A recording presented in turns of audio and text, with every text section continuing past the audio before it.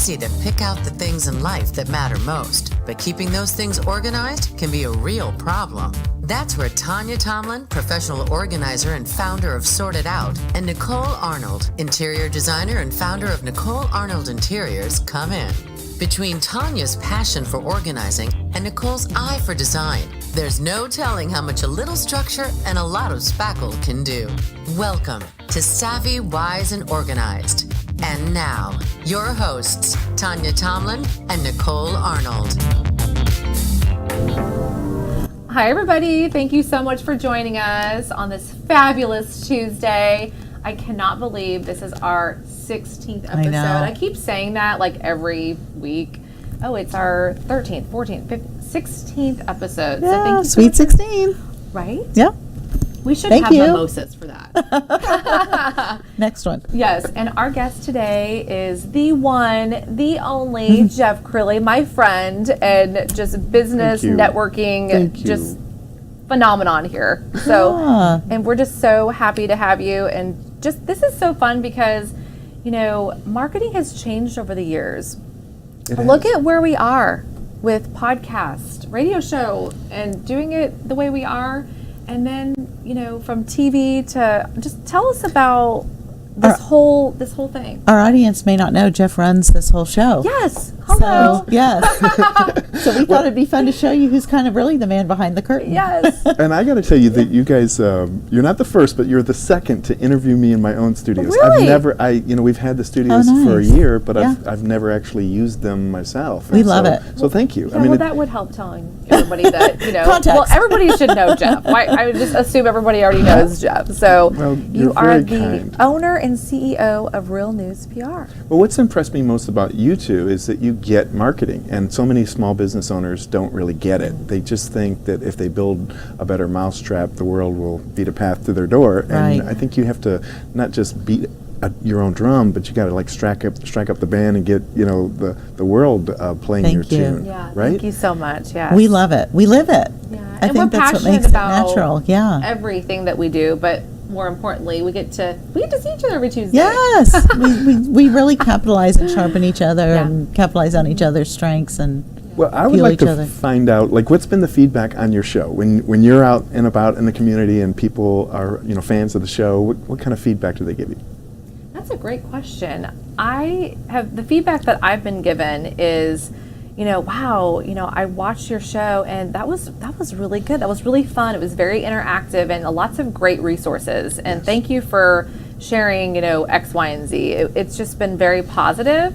And I think every week we get stronger as guests, and we just want to make it more conversational and just like we're talking and having coffee or, a glass of wine or something like that. Well, I think the audience finds both you and I and our guests very relatable. Yes. So as they do tune in, they're getting these items of value as well as they're really impressed with the fact that we're doing this. That's consistent feedback that I get from clients, peers, not because it's anything other than a unique marketing idea that people aren't doing a lot of yet. And I think you're at the forefront of this, and there's going to be quite a bit of momentum behind it. So we're excited to be at the front. Thank you. Well, the philosophy behind all of this is that you used to have to beg and plead for Channel 4 or Channel 5 or Channel 8 to put you on TV.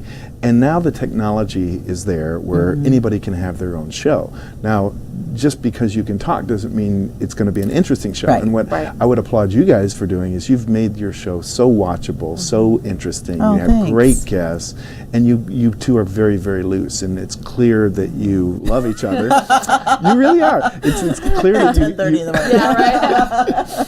Yeah, right. As we're hustling here. And, and I appreciate that too because, we are very busy business owners, and when you bring a different element of marketing to this space, you have to learn along the way. Yes. But as an expert in each of our fields, we want to be passionate about just loving everything that we do. Yes. And I think that we really do love doing the show. We do. And just bringing different guests at the same time, bringing the value to people who are watching. And that's just it. With what we do individually in our businesses, we like bringing value to people, and we really felt like this was one more level or one more aspect of doing that where we can reach beyond just the organizing realm and the design realm, and invite our customers, our peers, our friends, our family in to meet people that we interact with on a daily basis, industry peers. Do you find that people are now, when do I get to be on your show? Have you gotten that yet? Some have asked, yeah, but when we do ask them, they're like, oh yes, that'd be great, when's the next one? And so I think that we have quite the list going, and we want to continue that, but bring different value. Yes. Yeah, we're working really hard to make sure we're balanced in the approach and the audience or the guest list.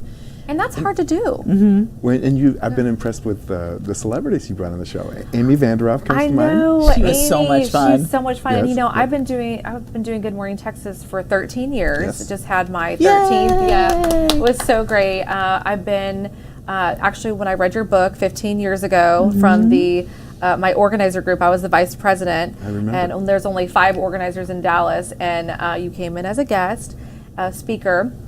And I'm like, I'm going to read this book. And it was all about how to get free PR. And I really learned those techniques. And that's how I was able to get on Good Morning Texas. And then I became a regular, well-known expert in the organizing field. So I just thank you so much for that. Wow. Because, who would have thought, all these years later. Yes. And then, so Amy and I met on Good Morning Texas. And so I was a regular there. And then so she remembered,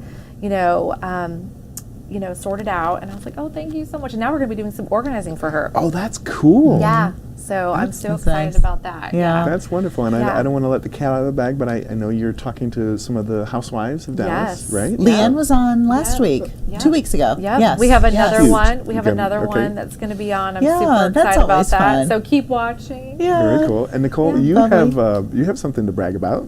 Yes, we Yeah, had yeah. our first large-scale magazine spread, Dallas Style and Design. Oh my God, that's so great. This week, last week it broke. So get your copy on here. I have a nice 14-page spread. 14 where, pages? Yes, we That's completely amazing. Oh my God, that's gutted a amazing. house in Amazing. University Park, renovated it, and then furnished it, and had a blast getting to know the family and doing it. Thank you.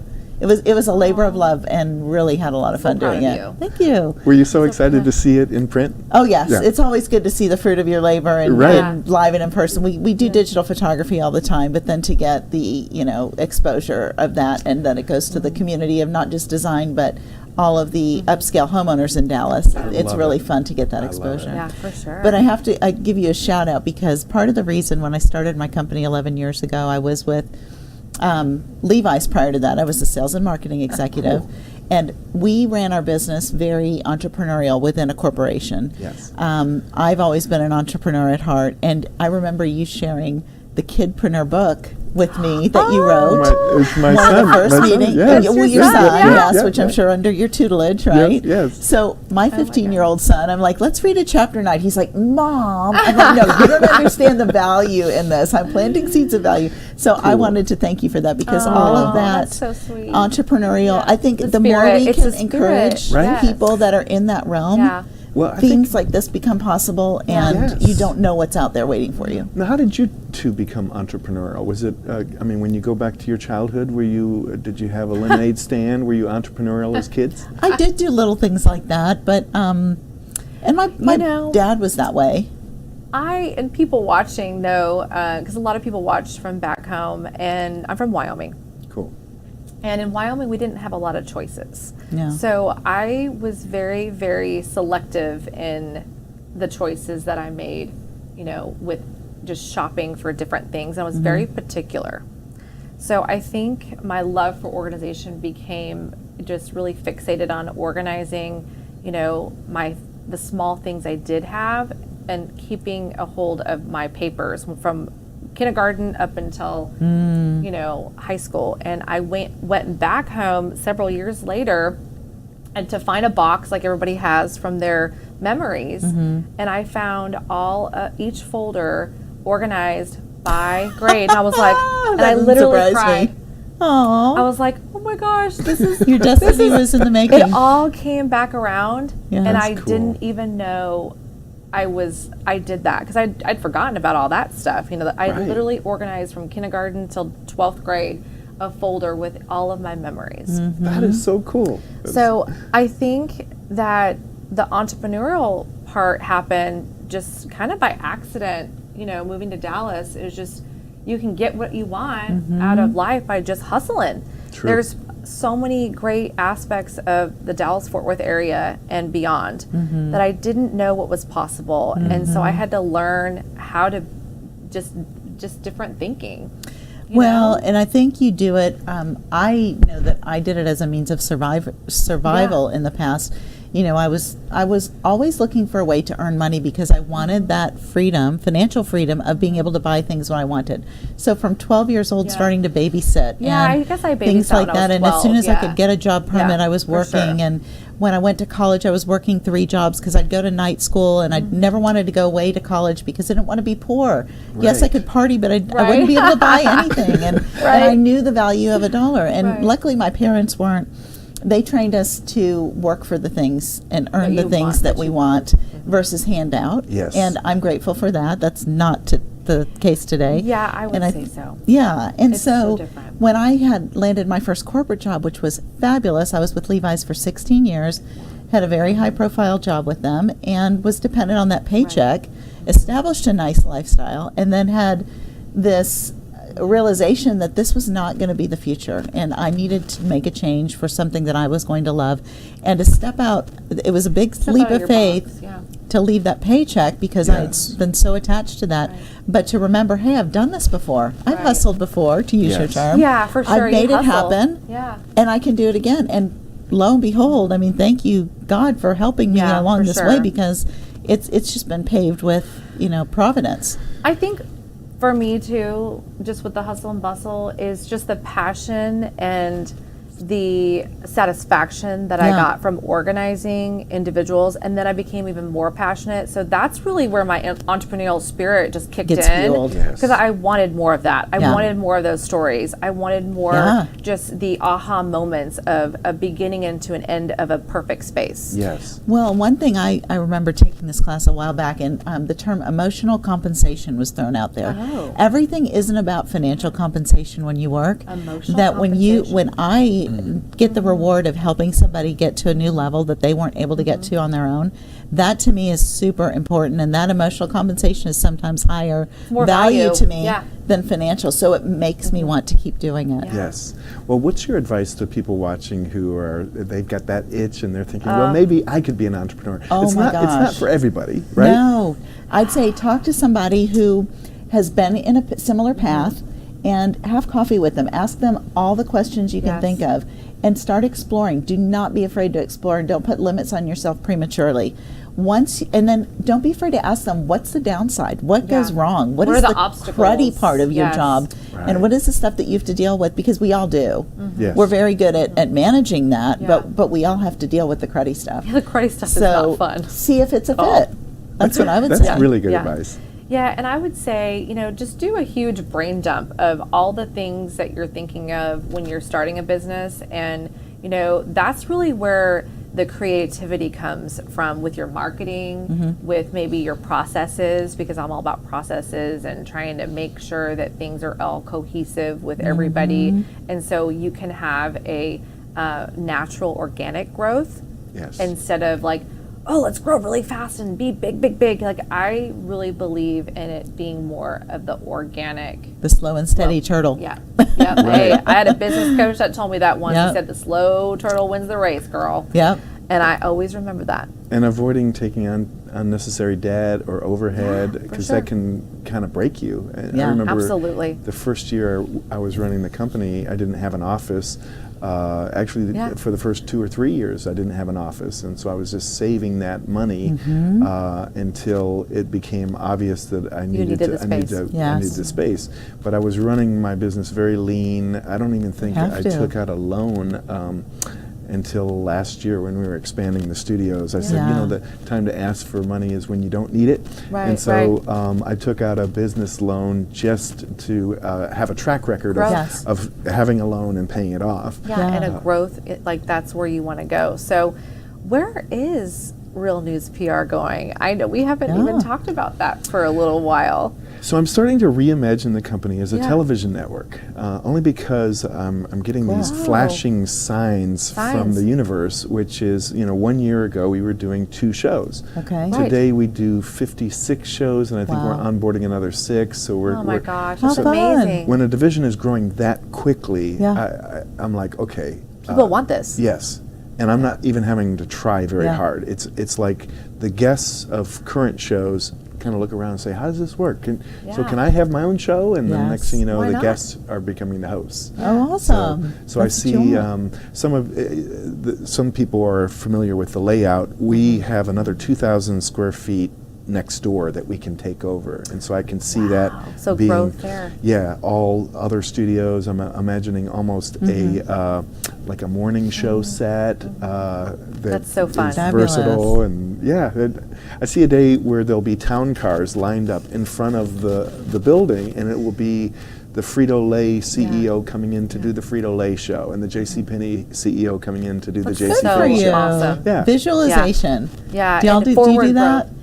You know, I do a lot of that. I do probably need to do more of that, but every year I rip apart my business plan, and you never know what's going to work, and if the phone keeps ringing, then you have to evaluate, okay, where is that coming from? And so it's hard to track it. I've got a business tip for you. Yeah? So when we were upstairs in the same building, I was giving the tour, and I would come downstairs, and it was just a vacant space, and I was giving the tour, and I was describing exactly what was going to be in the space. And I found that the more I said it, the more I believed it, and the more I owned it. Self-talk. So now when I'm describing the future of Real News PR, part of this is me saying it often enough that I own it. And if you draw it, it's even more powerful, believe it or not. Or Really? have cut out magazine pictures. We do vision boards in my company, and then also in my household. We did it for the first time this year, even with my sisters and parents and their families. And everyone was like, what was this? And everybody had such a good time thinking about what they wanted to see for themselves happen this year and what they wanted to bring to fruition. That's and really cool. My husband and I both have ours on our vanities in our bathrooms, standing up, and we look at it. And the more, it's proven that the more you look at that, the more you will want to make decisions that Forward thinking towards parallel that that. Yes, absolutely. That's great advice. So we need to get you some little limos and make a little desk, a thing on your desk that shows limos next to a curb. That's right. That's Like right. how like those little communities, they have you go like a new community and they have like all the houses all drawn out and 3D everything. rendering. I love it. That's a good idea. And then some guy doing this. A cash machine. Oh my gosh. Love hilarious. it. Love it. Daddy Warbucks walking up. He's sitting there with the microphone. Okay, so where do you guys see yourselves in 10 years? Oh my gosh. Wow. That's funny. I'll let you go first. Okay. Well, I'm going to tell you the same thing that we told last week's guest, Victoria. Okay. I don't like that question, and neither does she, because I like to leave my options open. I respect visualization to an extent, but I always want to always say, I'm going to write my plans in pencil and give God the eraser, because I want to be open to what I want to be open to things, opportunities that come my way, and not be so rigid in, well, this is my plan, I'm not deviating from the plan, that it's not wise. Yes. So I would like to continue growing my residential and commercial design business. Yes. But I have loved doing the show. I would like to get more into marketing and have more of a presence as a personality in the marketplace. Marketing is my background. I love sales. Yes. That's my favorite part of the job in running the business. Yes, we do very nice design, but that's something that would incorporate that, and that's probably as much limit as I want to put on. Well, you were with Levi's, so it was in your jeans. Pun intended. No pun intended. Right, That's so funny. Tonia? I share a lot of the same passions Nicole does with marketing and PR, as you know. So I see Sorted Out being a bigger brand and having more of a residential and a business department instead of just an organizing company. We have different divisions of people that those are the experts. So in fact, we have a professional organizer right now that is at a conference for a business certification right now, and just learning and being innovative with companies' electronic organization to paper organization to process flow analysis and all these different things. So I see huge potential for growth, but stepping out of the business a little bit and being more intentful about where I'm putting my marketing dollars and continuing to do things like this. But being more intentful of, I love working with my clients, but I love the marketing and the PR behind the organizing business. Someone's got to do the strategy. Yeah, and I think I could be better used in those areas if I had more time. Everybody needs more time. Well, that's the big pitfall of our jobs, right? Any of us. Is that we've birthed this baby, we've grown it from the ground up, we've now hired staff to help us run different parts of it. How do we step out of the way and stay at that 10,000 foot level so that we keep that business growing and healthy and fueled with the things we need it to fuel and not get bogged down in it? And so that's a delicate balance. Yeah, still kind of scratch that itch that we have to get down in the trenches. You want to hear something funny? So I was in I'm part of this group EO, and we had our entrepreneur forum upstairs, and Sarah, my daughter, is my vice president, 29, and then Josh, 36, is the head of operations. And so Sarah had, her son was sick, and so she stayed home.